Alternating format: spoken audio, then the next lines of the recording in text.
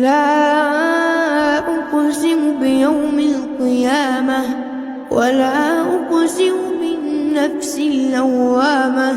أيحسب الإنسان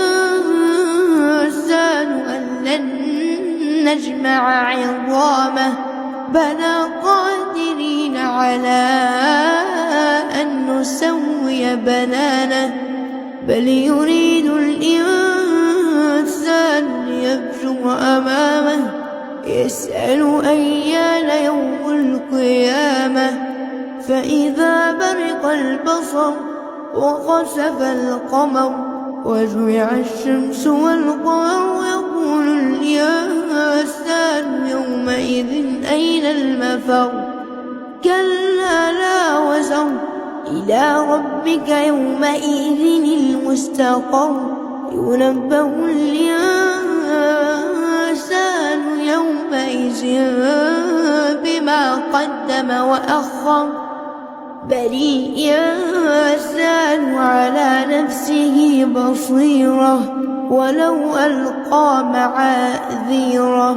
لا تحرك به لسانك لتعجل به إن علينا جمعه وقرآنه فإذا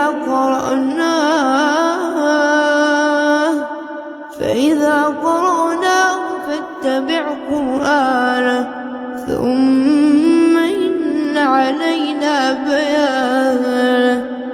كلا بل تحبون العاجلة وتذرون الآخرة وجوه يومئذ ناظرة إلى ربها ناظرة ووجوه يومئذ باسرة تظن أن يفعل بها فاقرة. كلا إذا بلغت التراقي وقيل من راق وظن أنه الفراق والتفت الساق بالساق إلى ربك يومئذ المساق.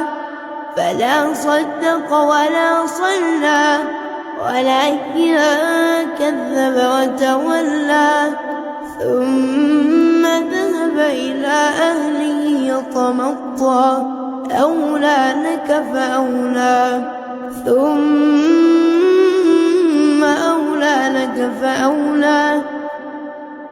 أيحسب الإنسان أن يترك سدى ألم يكن نطفة من مني يمنى ثم